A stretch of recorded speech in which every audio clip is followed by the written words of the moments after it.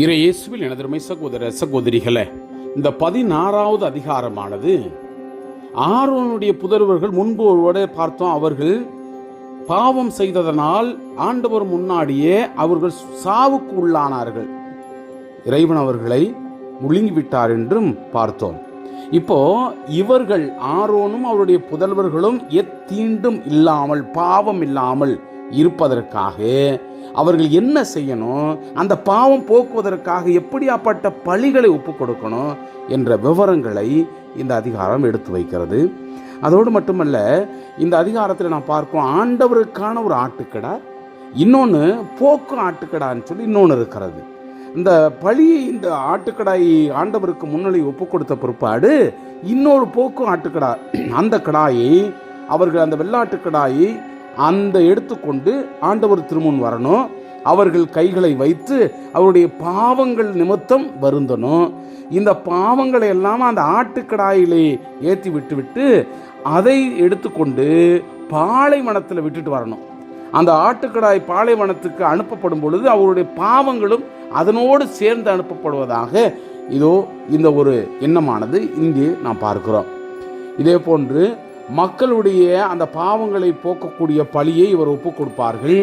இந்த குருக்கள் இந்த எவ்வாறு அந்த தூய்மையான நாளை கடைபிடித்து மற்றவர்களுக்கும் அந்த நாளை கடைபிடிக்க வற்புறுத்தணும் என்ற அந்த எண்ணத்தையும் இந்த அதிகாரமானது நமக்கு எடுத்து வைக்கிறது. அன்பு சகோதரமே, கண்டிப்பாக நம்முடைய வாழ்க்கையிலும் நம்முடைய பாவங்களை போக்க, நம்முடைய பலவீனங்களை நீக்க பரிகாரத்தை இதோ அன்று அவர்கள் செய்தது போல நாமும் இன்று செய்து கொண்டிருக்கிறோம். அதில் நாம் நிலைத்திருக்கிறோமா என்பதை, தடுமாற்றத்தை நாம் சரி செய்கிறோமா என்பதைத்தான் நாம் உள்வாங்கிய பிள்ளைகளாக இந்த அதிகாரத்திற்கு நாம் செவிமடுப்போம். ஆரோனின் புதல்வர் இருவர் ஆண்டவரது திருமுன்னிலையில் நெருங்கியதால் சாவுக்குள்ளான பின் ஆண்டவர் மோசையிடம் கூறியது, ஆரோனிடம் நீ கூற வேண்டியது, அவன் சாகாது இருக்க வேண்டுமெனில் தூயகத்தில் தொங்கு திரைக்கு உள்ளே இருக்கும் அந்த இரக்கத்தின் இருக்கையில் மூடிக்கு முன்பாக அவன் விரும்பும் போதெல்லாம் வரக்கூடாது, வந்தால் சாவுக்குள்ளாவான். ஏனெனில் இரக்கத்தின் இருக்கையின் மேல் மேகத்தில் நான் தோன்றுவேன். ஒரு காளையை பாவம் போக்கும் பலியாகவும் ஒரு ஆட்டுக்கடாயை எரிபலியாகவும் செலுத்தி ஆரோன் தூயகத்திற்குள் நுழையலாம்.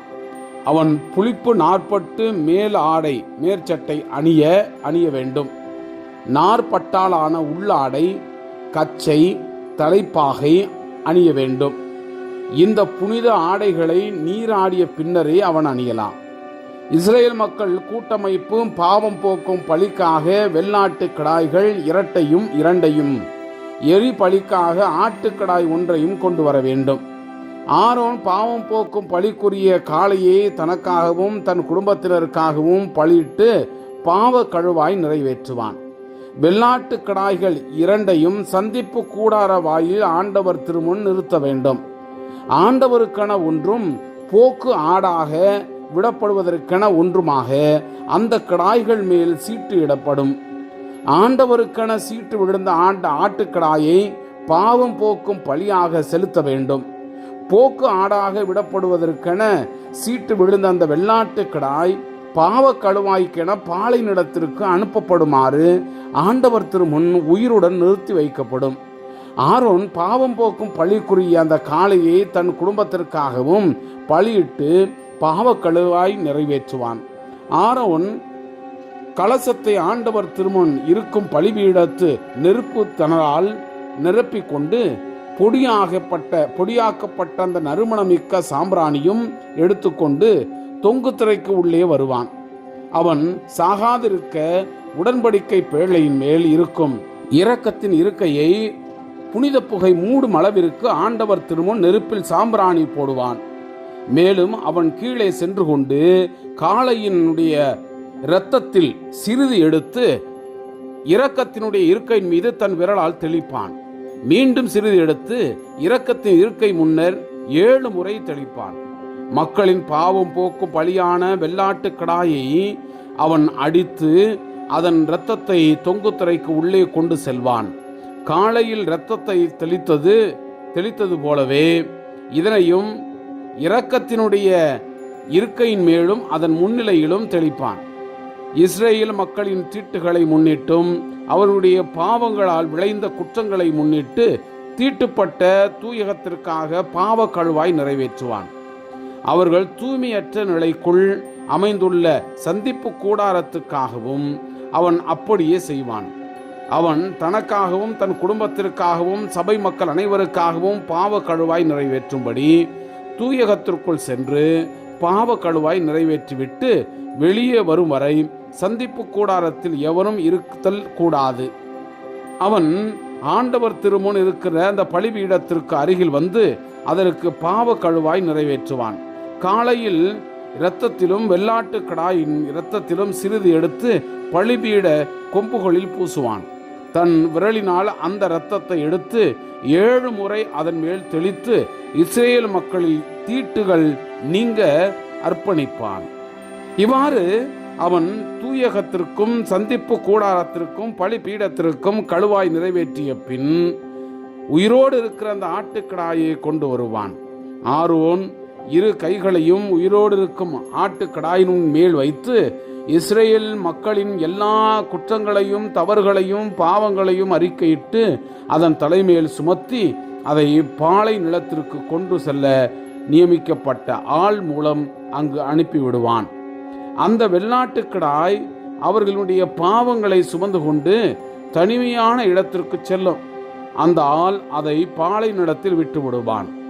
ஆரோன் சந்திப்பு கூடாரத்திற்கு வந்து தூயகத்தில் உடுத்திருந்த 40 ஆடைகளை அங்கேயே களைத்து வைத்து விடுவான். பின்பு அவன் தூய்மையான இடத்தில் குளித்து தம் ஆடைகளை அணிந்து கொண்டு தன் எரிபலியையும் மக்களின் எரிபலியையும் செலுத்தி தனக்காகவும் மக்களுக்காகவும் பாவ கழுவாய் நிறைவேற்றுவான்.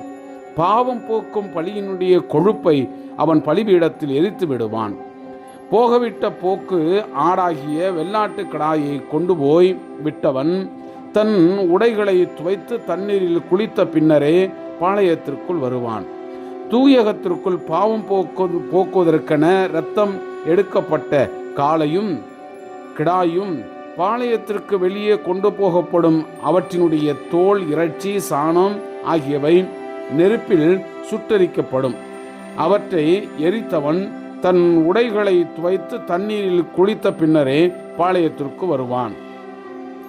7ஆம் மாதம் 10ஆம் நாள் குடிமக்களும் உங்களோடு வாழும் அந்நியரும் வேலை ஒன்றும் செய்யாமல் நோம்பிருக்க வேண்டும்.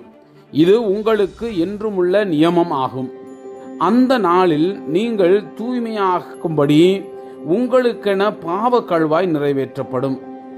ஆண்டவர் திருமுன் உங்கள் பாவங்களுக்காக கழுவாய் நிறைவேற்றப்பட நீங்கள் தூய்மையடைவீர்கள்.